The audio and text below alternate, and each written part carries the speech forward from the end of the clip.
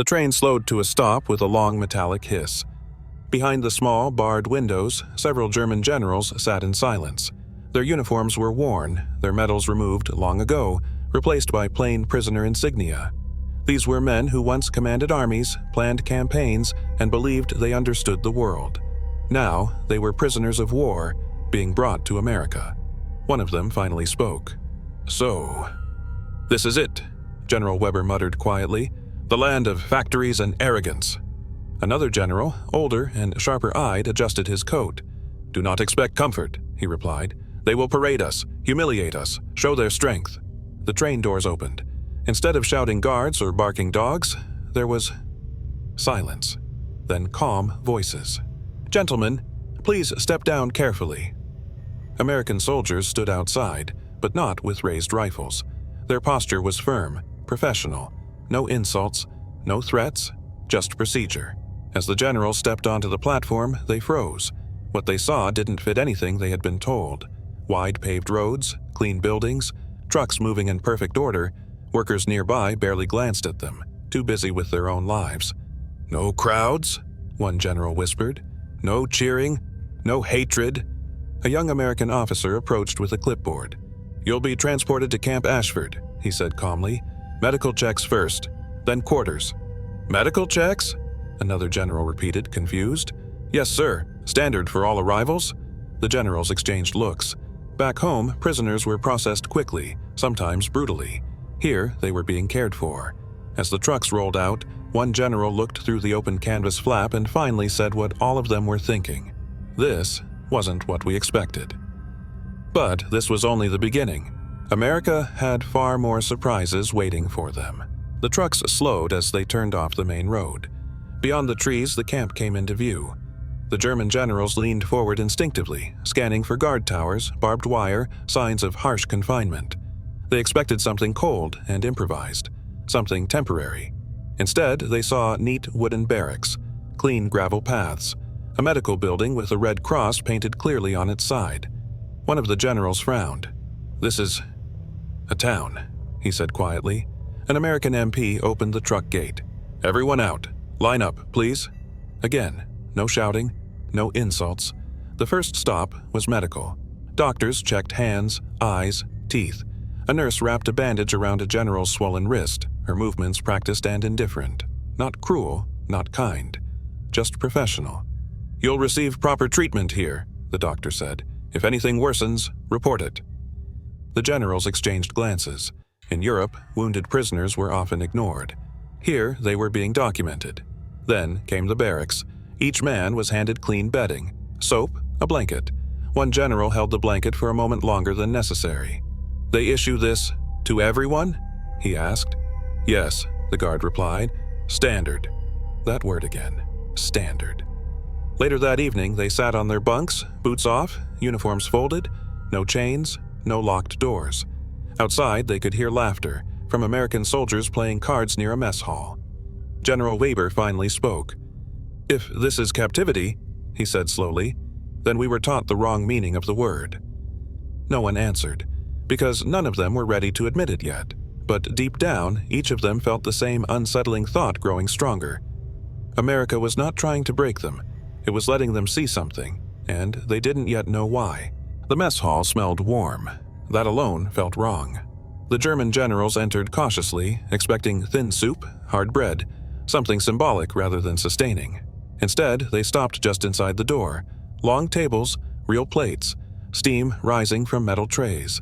An American soldier pointed calmly. "Take a tray. Move down the line." The first general stepped forward, watching closely as food was placed onto his plate. Meat, potatoes, bread, even a small piece of pie. He hesitated. "This is for prisoners?" he asked quietly. "Yes, sir," the soldier replied. "Same as ours." They sat. For a moment, no one touched the food. Then one general finally picked up his fork, slowly, carefully, as if the meal might disappear if he moved too quickly. Another took a bite and froze. "This isn't ration food," he murmured. Across the room, American soldiers ate nearby, laughing softly, trading jokes. No guards hovering, no eyes watching every move. An American officer approached their table. "You'll be here a while," he said plainly. Camp rules are posted. If you follow them, there won't be problems." One of the generals looked up. "And after the war?" The officer paused. "That's for governments to decide. Our job is to hold you, not punish you." Silence returned to the table. Later that evening, as trays were stacked and the hall emptied, one general spoke quietly, almost to himself. "They are feeding us as if we still matter." No one argued, because that thought was far more unsettling than hunger.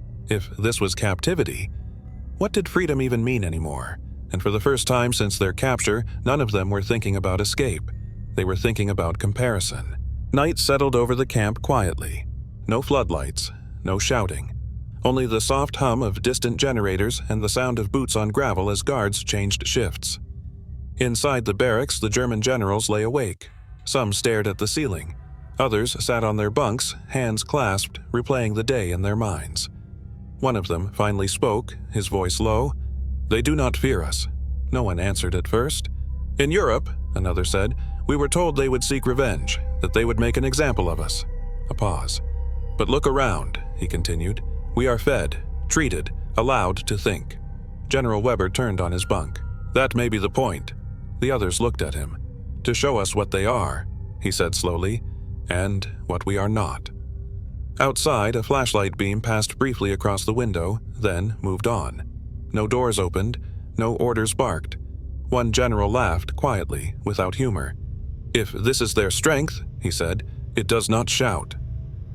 Silence followed. For years, they had believed power meant control through fear. That order came from pressure, punishment, and obedience. But here, order came from something else, from confidence, from certainty. As the night deepened, one final thought settled among them, unspoken but shared. If their enemy could afford restraint, then perhaps the war had been decided long before the last battle, and that realization was heavier than chains. Morning came without alarms.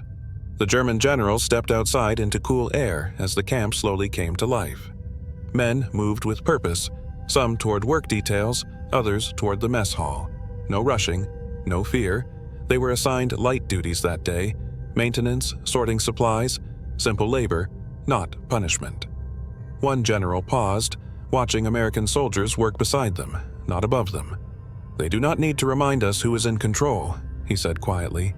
Later, during a brief break, they were allowed to sit near the fence. Beyond it, fields stretched into the distance. A road, a passing truck, life moving forward. General Weber spoke at last. "We were taught that this country was chaotic," he said, "undisciplined, soft." The others listened.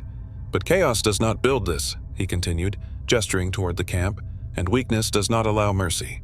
No one argued. They had expected humiliation. They had prepared for cruelty. They had braced themselves for anger.